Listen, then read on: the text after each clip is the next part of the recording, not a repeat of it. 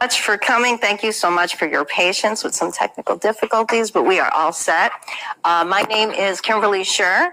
You can just call me Kimmy. I'm known as the Medium That Rocks, and that's where you can find me on all my social media, Medium That Rocks. And next slide, sorry.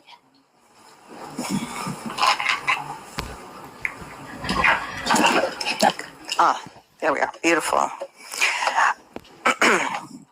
Now, if I needed to go back, right? There we are. Okay, so I pulled out a few lines from this because it's rather long, but I wanted to pull a few things out that I think really illustrate how Spirit feels about us. Death is nothing at all. It does not count. I have only slipped away into the next room. Nothing has happened. Everything remains exactly as it was. I am I, and you are you. And the old life that we lived so fondly together is untouched, unchanged. Whatever we were to each other, that we are still. Call me by my old familiar name. Speak of me in the easy way which you always used to. Put no difference in your tone. Laugh as we always laughed at the little jokes that we enjoyed together. Play, smile, think of me, and pray for me. Life means all that it ever was. There's absolutely an unbroken continuity. Why should I be out of mind? Because I am out of sight. I am but waiting for you for an interval somewhere very near, just around the corner. All is well. So when we think of mediumship, we usually think about how we reach out to Spirit. These stories are going to illustrate how Spirit reaches out to us. So much like tarot cards, charms, all forms of divination, we assign some sort of a meaning to them.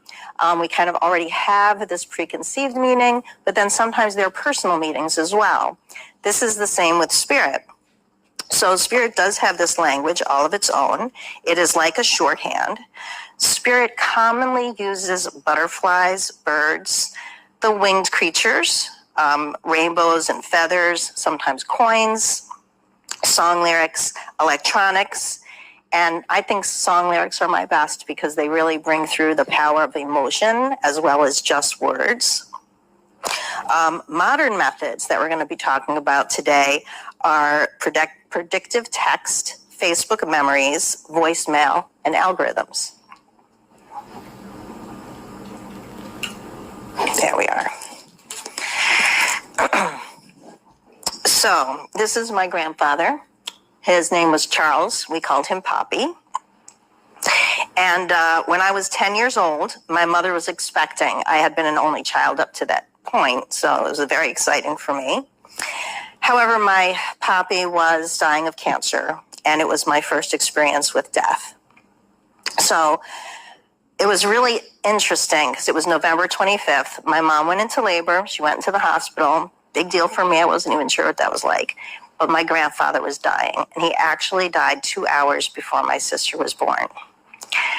She actually always felt, though, as she was growing, that he was with her. It was really kind of neat. And I kind of thought about this later in life, and I thought, that kind of makes sense that if someone is crossing expecting a grandchild, they're going to stay close, So perhaps he is her spirit guide.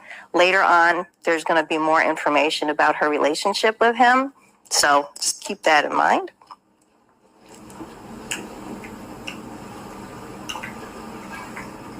I don't know if we're going to move. Try going back first. There we are. Beautiful. So this is my beautiful mom. And there's my little baby, Barbara. And there I am. So happy she's here. So that spring, that spring my grandmother Nanny stood on her porch while my cousins and I played in the yard. It was the first time since Poppy's death that I saw her smile. She called us over and pointed to a butterfly fluttering by.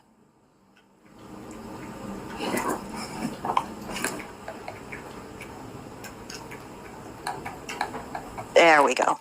So this is myself, the little one, all the way on the right, and those are my cousins. my cousin Susie, and my cousin Kelly. And don't you just love the clothes in the 70s? So we had been playing, and my grandmother called us over, and she said, "Do you see this butterfly? This is your Poppy letting us know that he's okay." So, we kind of looked at each other, and we're like, "Okay, man,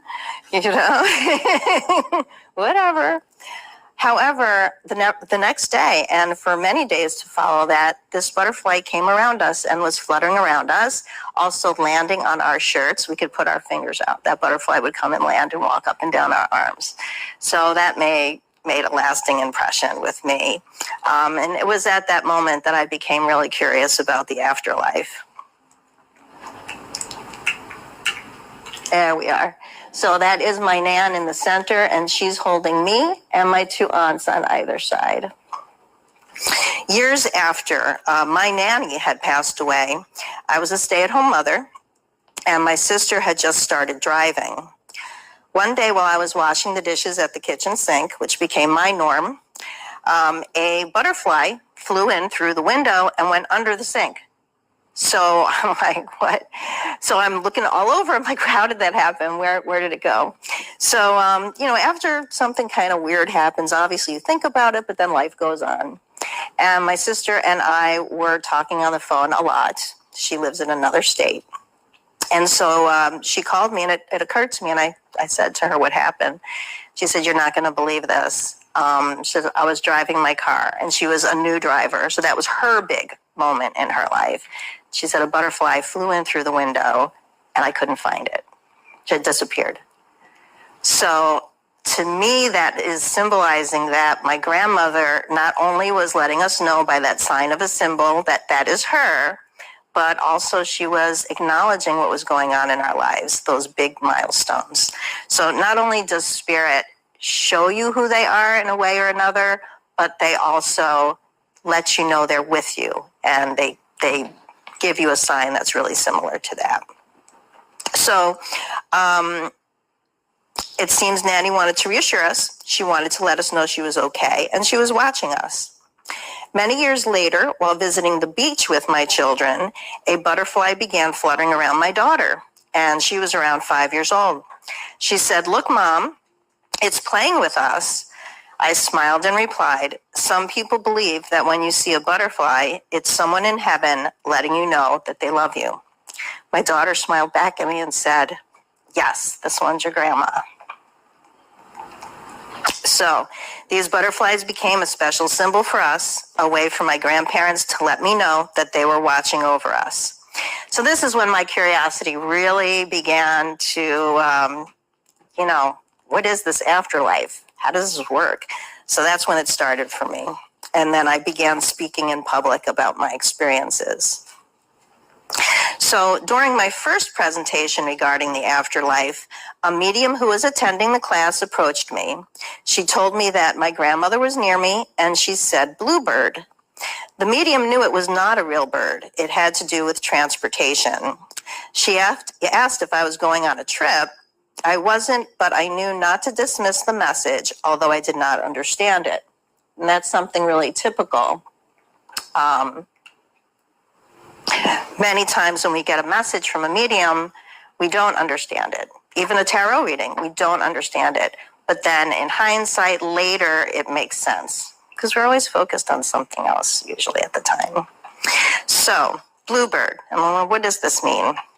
And I had no idea, but I said, well, let me keep that in mind.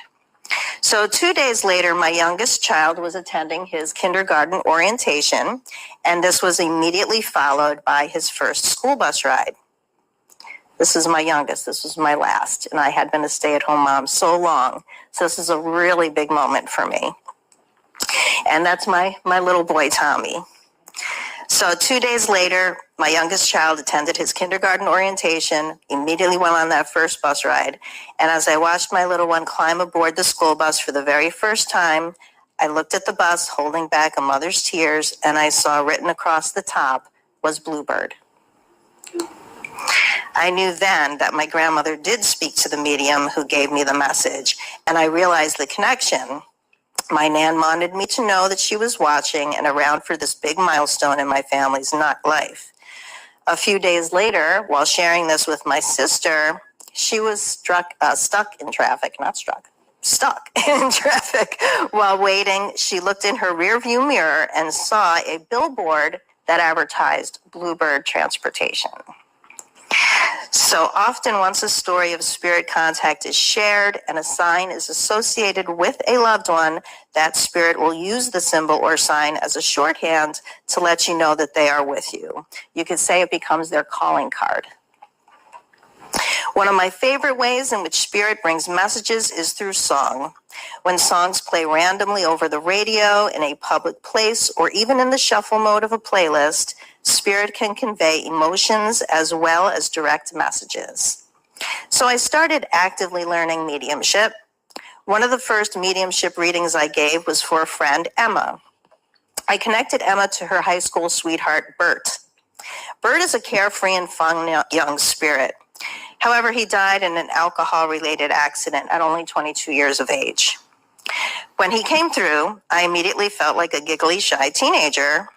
Remember, he said, "Can I come every time?" And I thought that was neat, because even the spirits think this is an amazing process. So when he came through, I immediately felt giggly. I was nervous all at the same time as being excited. And then after we spoke for a while, Bert began to tease Emma. And he was teasing her. He said, "You got to stop listening to this Christian music in your car. Pop that Led Zeppelin in your deck." I was only had decks in the car. And so she's like, "Okay, you know." So he said, "Well, if you don't, at least listen to WCMF." And that was our classic rock station. So still she's like, all right. So she changes the subject and she says, "We were going to drive past your house tonight. I want to show Kim where he lives." And he started getting nervous again. I could feel that, you know. And he says, "What time?" And we're both like, why would a spirit ask about time? Time doesn't exist. So we ask, and he says, "Well, I want to set up a verification." And we were, because learning, you know, we were really looking toward those signs in between to verify that what we were receiving was from spirit. So around 10 p.m., we asked if we should leave the place we were holding the session, and the candle on the table went out. We took that as a sign to leave. As we got into Emma's car, we put on WCMF and we headed to Bert's neighborhood. As we turned the corner, the radio started to play Led Zeppelin's "It's Been a Long Time Since You Rock and Rolled." We thought that was the end of the story, but I decided while I was writing this to look up the actual lyrics to the song, and I realized that it showed more of his feelings from where he's at, because remember, he was 22 and they were in love. So for him, this is his girl forever. For her, you know, life has moved on. So coming from that perspective and reading these lyrics, I really started to understand more about Bert. "It's been a long time since I rock and rolled. It's been a long time since I did the stroll. It's been a long time, been a long time, been a long, lonely, lonely, lonely time. It's been a long time since the book of love. I can't count the tears of a life with no love. Carry me back, baby, where I came from. Seems so long since we walked in the moonlight, making vows that just can't work right. Open your arms, baby, let my love come running in. It's been a long time, been a long, lonely, lonely, lonely time." So this message first told Emma to listen to rock music again, but also the lyrics speak of his loneliness and his memories of his time with her. So this was only the first time. Every time we had a session with Bert, he would play Led Zeppelin. And still to this day, he'll play Ramble On when I'm near the cemetery. So I usually go and visit him. People think that's weird. It's like, you didn't even know this guy. Why are you visiting him? So Bert's headstone has the popular Led Zeppelin graphic of the man with wings. And while writing the presentation, I was getting so much information while I was writing. These spirits were like, "Yes, we want you to have more stories. You know, thank you." So as I was writing this, he was continuing to play the Led Zeppelin music for me. And he serenaded me several times while I was writing these stories. I think he was really happy to be featured. So the lyrics in Ramble On, and this is what he plays for me. Leaves are falling all around. Time I was on my way. Thanks to you, I'm much obliged for such a pleasant stay.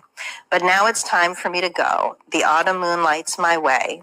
For now I smell the rain, and with it pain, and it's headed my way. I'm going round the world. I gotta find my girl. It's been this way 10 years to the day. Gotta find the queen of all my dreams. Got no time for spreading roots. The time has come to be gone. And though our health we drank 1,000 times, it's time to ramble on.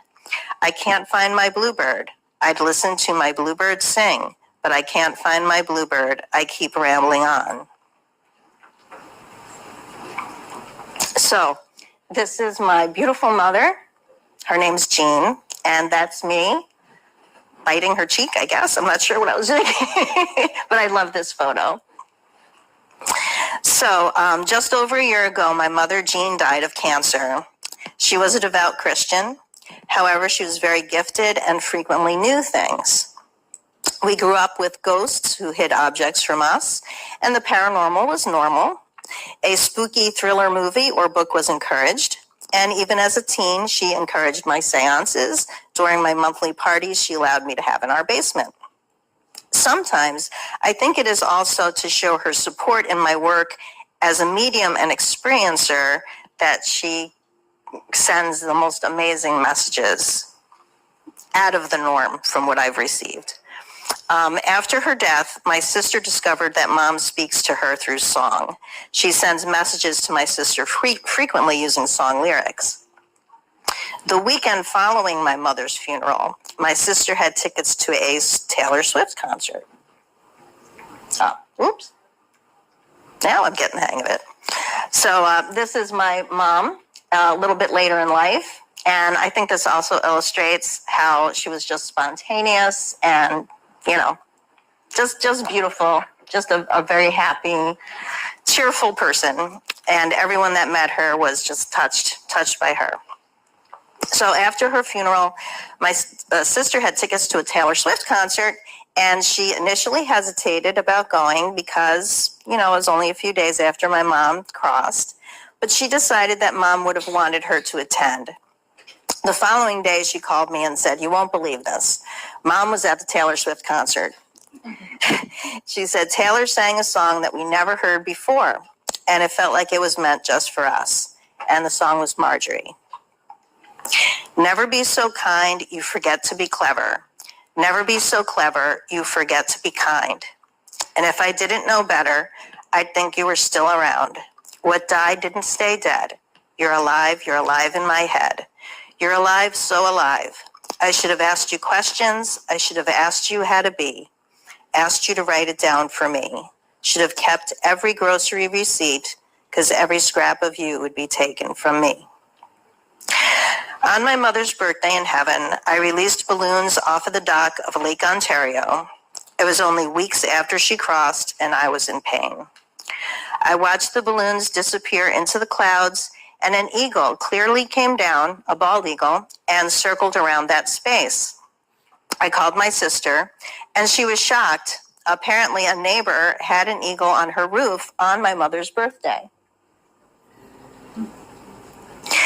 Days after that, my stepfather called me and told me that a bald eagle was walking around on the deck. Just walking around. And he took a picture of it as well. Now, newsflash, this is awesome. I just landed last night to come here. And my sister had texted me when I got off the plane. You know, the airplane mode went off, and then I could see the texts I missed. She had just sent me a text, and she said, "You're not going to believe this, but I heard a crow cawing." So, of course, I looked up because it was loud. And she said an eagle was right above my head looking straight at me. So I'm thinking a little bit about that, and I'm like, it's my mom's sense of humor. An eagle has landed. So then, let me do this one. There we go. That is my little baby sister now, Barbara, all grown up. That's her wedding day, and my mom and myself. And I just love that picture as well. My mom also encourages me to share her stories through her use of song lyrics. Initially, my brother-in-law, Barbara's husband, Anthony, was experiencing some scary life changes, and he was looking for encouragement. He ran lots of errands for the family after my mom died, and I know that she was really grateful for that. So he was running one of those errands, and he went to pick up some lunch for everyone, and while he was waiting, he heard Daydream Believer, and this is by the Monkees, and her husband and myself are around the same generation, so we love the Monkees. So the lyrics to this one is, "Oh, I could hide 'neath the wings of the bluebird as she sings. The 6 o'clock alarm would never ring, but 6 rings and I rise, wipe the sleep out of my eyes. My shaving razor's cold and it stings. Cheer up, sleepy Jean. Oh, what can it mean to a daydream believer and a homecoming queen?" I remember when Mom's name was Jean, so he knew right away that that was from her. So, some months passed by, and it was getting close to spring. She passed away really close to Mother's Day, so that was tough. But I was trying to, think of other things. And one thing that happens, I think, when someone dies is you look at life and you say life is too short. So I started to understand that, and I decided that I had been sacrificing my happiness for way too long, and I decided to leave my marriage. Sadly, divorcing led to becoming estranged from my children, and so there's some really sad days. I decided to take a drive one day, and I had been crying. I asked my mom to send me a sign. Rather than listening to my playlist, I turned to the radio, and as I did, Daydream Believer started to play. So I knew that that was my mom. Dreams are also a common way for spirit to speak to us. My sister shared a dream her friend had about our mother. In life, my mother and grandmother, her own mother, Nanny, stopped speaking. They never made peace before they died. So in her dream, my sister's friend said she was a hotel clerk at a place called Everest. My mother and grandmother arrived, looking happy and asking for a room to share. After reflecting on this dream, we realized that Everest clearly signified forever at rest. It seems that my mother and grandmother had found peace and forgiveness in the afterlife. Another dream involved my sister dreaming of our mother smiling and dancing at a wedding. And that very day, she received a voicemail from the monument company informing her that our mother's headstone was completed and ready to be viewed at the cemetery. These experiences confirmed for me that dreams can bridge the gap between this world and the next, offering reassurance and connection with those we have lost. The final dream that I would like to share is about my friend's daughter, Katrina. Katrina's story of a dream contact is multifaceted and leaves some questions. So this is Katrina and her dad. Katrina's dad would see her every weekend. However, in December of 2019, he had to take time off because he became very ill with what we now know as COVID. Katrina had been grieving the passing of her cat, Casper, and shortly after Casper's passing, Katrina's dog, Sundancer, had to have a procedure at the vet. At the exact same time that Sundancer was under anesthesia, Katrina was at home taking a nap. While she slept, she had a dream. She saw Sundancer outside in the snow near her dad's house, and she followed her. Sundancer led her to her dad's house, and inside, her father was decorating a Christmas tree. Casper, the cat that had just passed away 2 weeks prior, was with him. When Katrina told her mom about the dream, she was confused and wondered why her cat was at her dad's house. Her father looked joyful in the dream, and it was later that Katrina had found out that her father passed away that evening. Did Sundancer connect with Katrina on a subconscious level? Did they have a visitation with her dad and her cat? Perhaps Katrina came and Casper came to take Dad home. Did the pets arrange this? So, I don't know. Facebook memories are a wonderful way to receive direct messages while you remember shared memories, and so is predictive text. Back in 2018, my phone kept coming up with NJ, or New Jersey, through predictive text. And I was curious because I don't normally type NJ, and this was happening for months. And then I received a letter informing me of my father's passing. His family was from New Jersey, and they had been trying to reach me.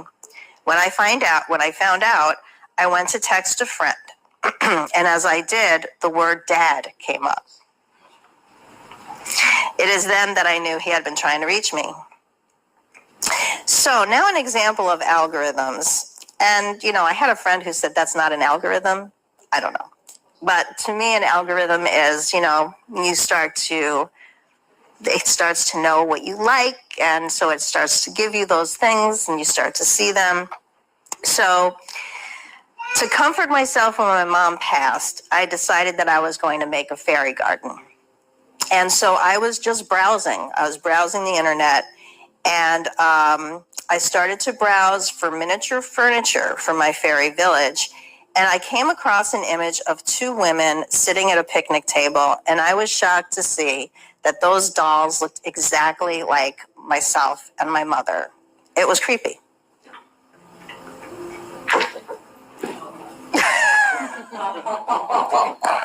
So I called my sister, I sent her the image, and she couldn't believe it.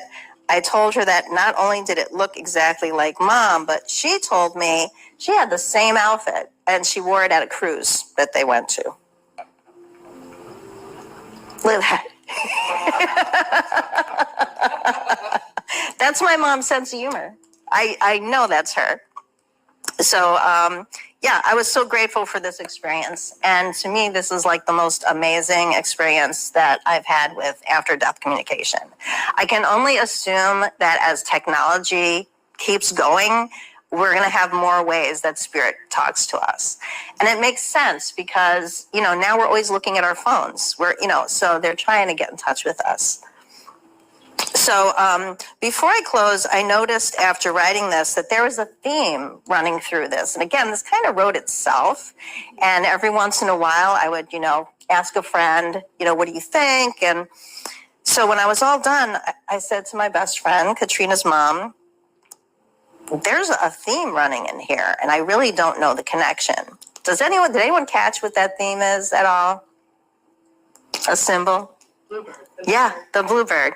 So she said, I know what it is. She said, it's the bluebird of happiness. I had no idea what that meant. So at that moment, I'm always on speakerphone. So me and her are talking, and she says, bluebird of happiness. Her daughter was watching TV, and she turns and she goes, I don't know what you two are talking about, but I'm watching a cartoon of a bluebird right now. Again, I'm thinking that's the end of the story. Well, I decided to look up Bluebird of Happiness. I believe this is for us today. The Bluebird of Happiness. Life is full of ups and downs. Life is a mix of smiles, tears, hopes, and fears. Rain and sun, pain and fun. Don't envy others because it is all the same in the game of life. Find the bluebird. You must search until you find the bluebird of happiness, and then you will find peace and contentment. For every bit of darkness, there's a little bit of light, and for every bit of hatred, there's a little bit of love. Knowing there's a bluebird of happiness, you will find great peace of mind, and when he sings to you, though you're deep in blue, you will see a ray of light creep through. And so remember this, life is no abyss. Somewhere there's a bluebird of happiness.